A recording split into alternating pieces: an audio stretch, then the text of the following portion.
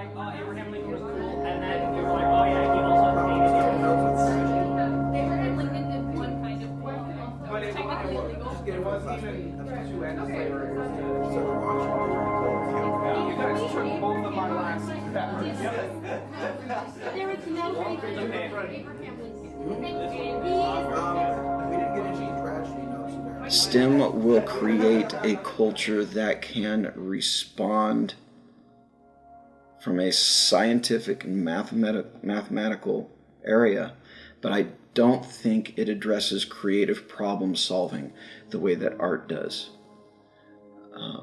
To be able to say, instead of, yes, this equation, this science, and this engineering solves the problem, the person who looks at things from an artistic eye can say, yes, that would solve the problem, but what if we changed the nature of the problem by approaching it from a way we hadn't imagined before?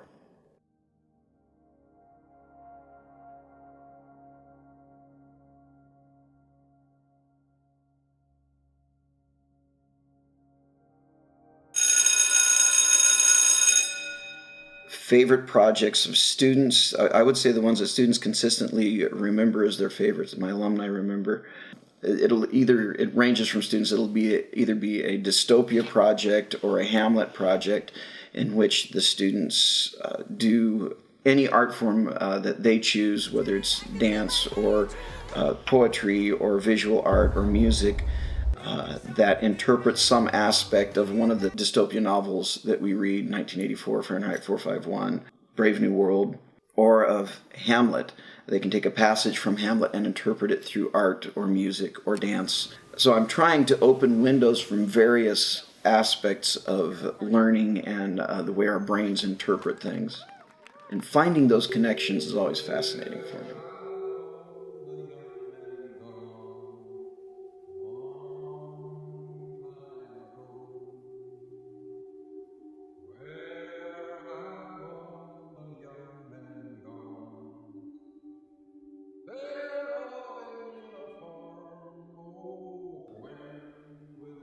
5 years ago or so, there were major cutbacks that hurt us significantly. I had up to 40 students in a class. And with the budget shortfall this year, we're looking at that within the next year or two again. Just because there isn't enough money to pay for the staffing to reduce the class size. Any hits to our budget have dire consequences, especially in Oregon. And I'm always concerned about anything that could remove funds. If I'm understanding your question correctly, around proficiency, I would also correlate it to competency and mastery, so that each student is measured according to the advancement that they're making in each subject area. Well, that's growth. That's not proficiency. So in other words, I've had students thank me for it because when they look at their grades, they can look at their proficiencies and know exactly what they need to do to fix their grade. It's not just like, I got a C in English, what do I do? Oh, I got a C in English because my grades in inferential reading are low. Well, my literal reading grades are fine, but my inferential reading grades are low. So what are some tools I can do to do better inferential reading? So they can see very specifically what it is they need to fix. And to have somebody in office that doesn't understand a concept like this that is so essential, that has become so essential to what we do in education, frightens me. but it surprises me that you don't know this issue. And Mr. Chairman, I think this is a good reason for us to have more questions, because this is a very important subject, education, our kids' education. And I think we're selling our kids short by not being able to have a debate on it. And I didn't know of any rule about this.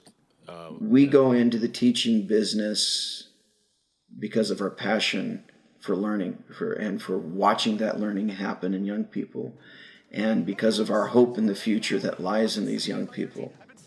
And when we are penalized for the sacrifices we make for doing that job, it's very discouraging.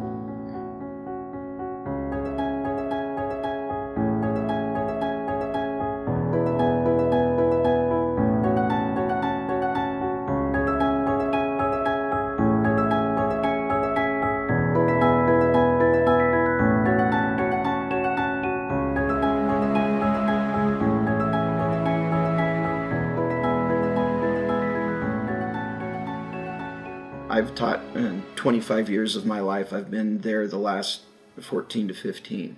I can't imagine a way that I would rather do it.